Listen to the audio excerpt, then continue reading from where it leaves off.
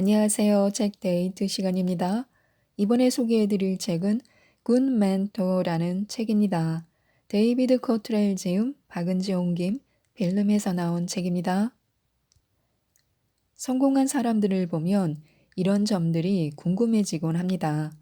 어떻게 자기 관리를 했으며 언제나 열정적이고 에너지 넘치게 일하는 비결이 무엇인지, 힘든 순간을 어떻게 참고 견디는지, 인생에서 우선순위를 정하고 안정을 찾는 방법은 무엇일지 모든 것들이 궁금합니다. 성공은 우연히 없거나 갑자기 생기는 결과가 아닙니다. 성공과 행복은 인생을 더 잘 살아보려는 동기를 찾아 구체적인 행동으로 옮겨서 얻은 결과입니다. 또한 신뢰할 수 있는 조언자에게 조언을 받아 먼저 겪은 경험을 존중하고 가르침을 따르면서 추진력을 얻는 것은 결코 우연이 아닙니다. 하지만 안타깝게도 대부분의 사람은 자신이 바라던 모습으로 이끌어줄 정도의 신뢰할 수 있는 조언자를 만나지 못합니다. 그래서 꿈을 실현할 방법을 혼자 고민하게 되는데요. 이 책은 이럴 때 우리에게 필요한 군 멘토가 되어 성공의 방향을 일러주며 격려해주는 책입니다. 총 9파트로 나누어 이야기 형식으로 꾸며져 가까이에서 멘토에게 좋은 이야기를 전해 듣는 것 같은데요. 하나씩 살펴보도록 하겠습니다. 1. 과감하게 돌파하라. 모든 일을 통제할 순 없지만 다음으로 할 행동은 통제할 수 있습니다. 성공과 행복에 있어서 누구는 장점만 있어서 성공하고 누구는 단점만 있어 실패하게 하는 조작은 없습니다. 자신이 불행하도록 누가 사주하는 것이 아닙니다. 현재 맞닥뜨린 문제는 자신을 망가뜨리려는 것이 아니라 자신이 가야 하는 올바른 길로 경로를 다시 설정하는 과정입니다. 내게 가장 유용했던 원칙이 무엇이었냐는 질문에 대한 대답은 간단합니다. 난 과감하게 돌파했습니다. 도중에 무슨 일이 생겨도 개의치 않고 상황이 힘들어져도 계속 앞으로 나아갈 수 있다면 무슨 일이든 했습니다. 희망적인 미래를 향해 계속 앞으로 나아가는 가장 좋은 방법은 적극적으로 행동하는 것입니다. 다시 말해, 남 탓을 하거나 상황을 불평하거나 핑계를 대지 않고 스스로 온전히 모든 책임을 진다는 의미입니다. 내가 얻은 결과가 마음에 들지 않으면 내가 했던 행동을 먼저 돌아보시기 바랍니다. 그리고 운이 나빴다거나 상황이 안 좋았다고 탓하는 것을 그만둬야 합니다. 내 행동뿐만 아니라 생각에도 책임져야 합니다. 어떤 상황에서도 비난하거나 불평하거나 변명하는 거로 상황이 나아지지 않습니다. 오히려 시간 및 감정 소모, 에너지 낭비일 뿐입니다. 성공과 행복은 폭발적이면서 순간적인 한 번의 결과로 얻을 수 없습니다. 서로 의존적으로 연결되어 어우러진 여러 가지 요소입니다. 친구가 아닌 사람 중에 멘토가 필요합니다. 자신의 모습은 성과에 투영되며 그러므로 자신을 대단하다고 여겨야 합니다. 행복을 방해하는 엄청난 음모는 없습니다. 상황을 불평하거나 남 탓을 하거나 핑계를 대지 않고 온전히 인생을 주도해야 합니다. 대부분 지름길은 가장 오래 걸리는 길입니다. 나를 시험하는 고난은 나를 망가뜨리려는 것이 아니라 내가 옳은 길로 갈 수 있도록 방향을 틀어줍니다. 2. 방황은 그만.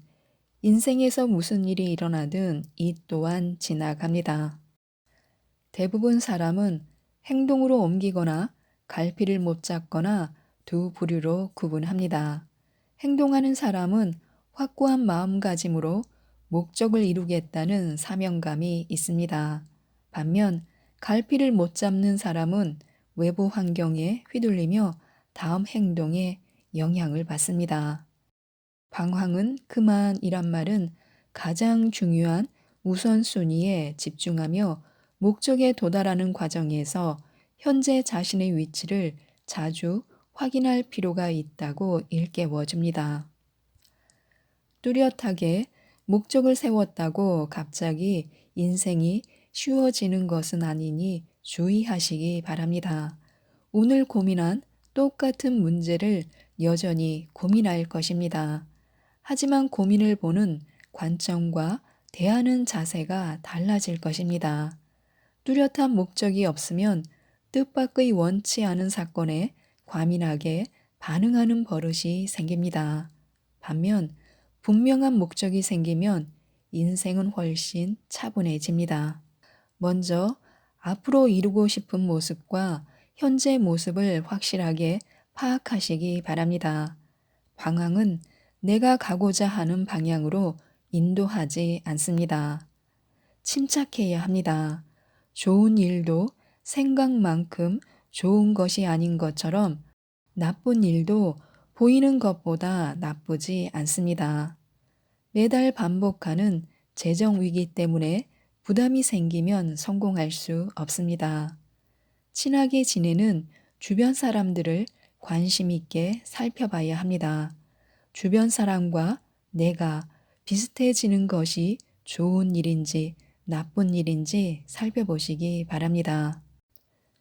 3. 변화를 받아들여라. 유일하게 변치 않는 것은 변화입니다. 일이 잘 풀리고 있을 때조차 변화는 기꺼이 받아들여야 합니다. 존 F. 케네디가 언젠가 이렇게 말했습니다. 지붕은 햇빛이 밝을 때 수리해야 한다라고요. 이 단순한 문장 속에 엄청난 지혜가 숨어 있습니다. 태풍이 올 때까지 지붕 수리를 기다리는 건 어리석은 일입니다. 하지만 대부분 사람은 빗물이 소파 위로 떨어지고 바닥이 물에 잠길 때까지 지붕을 고칠 생각조차 하지 않을 것입니다. 그래서 나중에 지붕 수리뿐만 아니라 소파와 카펫까지 바꿔야 합니다. 그럼에도 사람은 재난이 닥쳐도 변화를 받아들이기보다 차라리 다른 일을 하고 싶어 합니다. 편안하니까 현재 상황에 만족하기 쉽습니다. 하지만 같은 일만 반복해서는 발전할 수 없습니다. 결국 안락한 틀에서 벗어나 다른 일을 하도록 결정을 내려야 합니다. 일이 잘 풀리더라도 변화는 기꺼이 받아들여야 합니다. 중요한 변화를 만들기 전에 인식 기준을 넓히고 성장을 허용해야 합니다. 모든 향상에는 반드시 변화가 필요합니다. 향상은 변화를 겪지 않고 마법처럼 나타나지 않습니다. 성공적인 변화는 내 태도에 달려 있으며 오늘날 인생을 바꿀 능력이 있습니다. 4. 사소한 일을 잘하자. 작은 일부터 꾸준하게 잘해야만 진짜 중요한 일을 이룰 수 있습니다. 사소한 일을 잘하자라는 철학은 결국 큰 발전을 가져올 수 있습니다. 매일 조금씩 작은 일을 추가하고 모든 일에 감사를 표현하면 인생이 달라질 수 있습니다. 성공은 마법이 아닙니다. 평범함을 극복하고 직장에서 직무 기술서에 명시된 그 이상의 일을 해내야 합니다. 성공은 자기 자신을 대단하다고 여기며 다른 사람도 나를 대단하다고 느낄 때 시작됩니다. 한층 더 노력하는 사람은 많지 않습니다. 그래서 그 여정은 고독할 수 있습니다. 최선을 다해 정확하게 100% 정직해야 합니다. 진실성을 보호하고 지켜야 합니다. 그것이 바로 내게 가장 중요한 자산입니다. 약속할 때 자신 있게 저만 믿으세요 라고 말하는 것입니다. 내 능력을 발휘해 사소한 일도 잘하는 것이 좋습니다. 5. 안개를 걷어라. 상상력을 발휘해 알지도 못하는 사실에 대처하려는 건 그만둬야 합니다. 근심은 안개를 생성하는 두 가지 큰 요인 중 하나입니다. 다른 하나는 비관주의, 공포, 의심과 같은 부정적인 감정입니다. 관찰해 보니 성공한 사람은 긍정적입니다. 행복한 사람들도 긍정적입니다. 긍정적인 사람은 현재 상황이 전혀 달라도 성공해서 행복했을 때와 똑같이 대처할 방법을 찾습니다. 하지만 그다지 성공하지 못한 사람들은 과거의 실패와 불행에 연연하고 같은 사건을 반복하며 결론을 맺습니다. 최고의 모습을 이루고 싶다면 긍정적이고 낙관적인 태도를 유지해야 합니다. 자신의 태도는 인생에 접근하고 인간관계를 형성하는 방법에 영향을 미칩니다. 할 수 있다는 마음가짐이 있다면 할 수 있다는 사고를 지닌 사람들을 끌어들일 것입니다. 긍정은 인생을 새로운 궤도로 바꾸는 기폭제가 될 것이며 원하는 모습을 이룰 수 있도록 도와줍니다. 어떤 상황에서도 방법을 찾아볼 수 있고 그 중엔 언제나 내가 할 수 있는 일이 있습니다. 근심과 부정적인 감정을 만드는 강력한 안개 장치를 끄고 안개를 걷어내는 일은 내 몫입니다. 통제할 수 없는 걸 통제하려고 애쓰는 것은 시간 낭비입니다. 최소한 하루에 2번은 감사한 일을 생각해 보는 시간을 가져보시기 바랍니다. 열정적인 사람과 어울리고 싶다면 나도 열정적인 태도를 유지해야만 합니다. 스스로 최고의 모습을 찾고 자신에게 부정적으로 말하는 건 그만두어야 합니다. 우리는 상대에게 준 만큼 얻습니다. 6. 진실을 경배하자.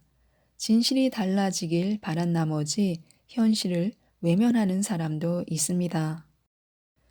성공한 사람들은 2가지 공통적인 특성을 보입니다. 왜 그런 일이 생겼는지 합리화하려고 변명하지 않고 상황을 불평하지 않습니다. 성공한 사람은 더 잘하려고 주도적으로 행동합니다. 다시 일어설 수 있도록 과거에 저지른 실수를 바로 잡습니다. 실패는 살면서 일어난 하나의 사건일 뿐 내 인생의 전부가 아니기 때문에 더는 무자비하게 자신을 비판하지 않아야 합니다. 내가 잘못한 일과 해를 끼친 상황에서 내게 의심의 여지가 있다면 용서를 구해야 합니다. 아무런 대가를 바라지 않고 나와 타인을 용서해야 합니다. 똑같은 걸 반복해서 배울 필요는 없습니다. 한 번이면 충분합니다. 7. 이유를 물어라. 중요성을 묻지 않고 같은 일을 반복하면 현실에 안주하게 됩니다. 아무도 나 대신 계획을 세워줄 수는 없습니다. 자신에게 왜? 라는 질문을 던지면 성공하기 위해 필요한 대가를 치를 가치가 있는지 명확하게 알 수 있습니다. 성공은 제로섬 게임이 아닙니다. 인생의 각 분야에서 훌륭하게 하다 보면 최고의 모습을 이룰 것입니다. 모든 것을 알 필요는 없습니다. 부족한 부분은 최대한 빨리 채우면 됩니다. 8. 행운을 찾아라. 적극적으로 행운이 있는 방향을 향해 움직여야 합니다. 자신을 격려해 주는 사람과 더 많은 시간을 함께하고 스트레스를 주고 혼란을 초래하는 사람과는 더 적은 시간을 보내며 통제하다 보면 자연스럽게 더 행복해집니다. 그리고 그 선택은 자신에게 달렸습니다. 긍정적인 사람의 흥미를 끌려면 우리도 긍정적으로 행동해야 합니다. 성공한 사람의 흥미를 끌려면 우리도 성공한 것처럼 행동해야 합니다. 운이 좋은 사람의 흥미를 끌려면 더 많이 배울 수 있는 곳으로 가야 합니다. 부정적이고 미적지근하며 불평하는 사람들과 계속 어울리면 긍정적이고 헌신적이며 운 좋은 사람이 되기 어렵습니다. 행운을 찾으려면 행운이 있는 장소로 가야 하고 행운은 지식 안에 스며 있습니다. 인생은 우연이 아니라 자신의 선택입니다. 긍정적인 사람들과 어울리고 싶다면 긍정적으로 행동해야 합니다. 배우면 배울수록 얻는 것이 많아집니다. 나 자신에게 하는 투자가 최고의 투자입니다. 9. 언젠가 섬에서 탈출하기. 못이 튀어나온 걸 봤으면 절대 그냥 두지 말아야 합니다. 무언가 할 수 있는 중요한 시간에 빈둥거리는 것을 그만두어야 합니다. 의심, 미루는 습관, 지나친 분석은 기운을 빼앗습니다. 완벽한 시기는 없습니다. 시기가 완벽해지기 전에 나서서 무언가 하지 않는 한 아무것도 할 수 없을 것입니다. 당장 무언가를 한다가 핵심이며 언젠가 섬에서 떠나는 첫걸음을 내디뎌야 합니다. 바로 시작한다. 시작하지 않고선 절대 앞서 나갈 수 없습니다. 화가 나면 대답을 보류하는 것도 좋습니다. 진정하고 나서 대답을 조심스럽게 생각하면 됩니다. 시간은 내 것입니다. 완벽의 마비는 손해가 큽니다. 미루는 습관은 장애물이며 언젠가 섬을 탈출해야 합니다. 인생은 짧기에 그러니 인생을 즐겨야 합니다. 지금까지 이 책에 대해서 말씀드렸는데요. 일과 삶에 대한 열정이 바닥나거나 새로운 일을 기획할 때, 어떠한 조언을 듣고 싶을 때 갑자기 멘토를 구하려면 찾기가 쉽지 않습니다. 또 그럴 만한 사람이 있어도 자신의 이야기를 솔직하게 털어놓는다는 것이 쉽지 않아 망설이게 되는데요. 그럴 때 이 책, 꿈 멘토를 통해 해답을 얻으실 수도 있습니다. 친절하고 쉽게 공감하면서 읽으실 수 있는데요. 지금보다 더 나은 인생을 위해 성공하기로 결심했다면 그 시작점에서 이 책, 꿈 멘토를 꼭 한번 읽어보시고 성공으로 가는 여정에 힘을 얻으셨으면 좋겠습니다. 이상 책데이트였습니다. 감사합니다.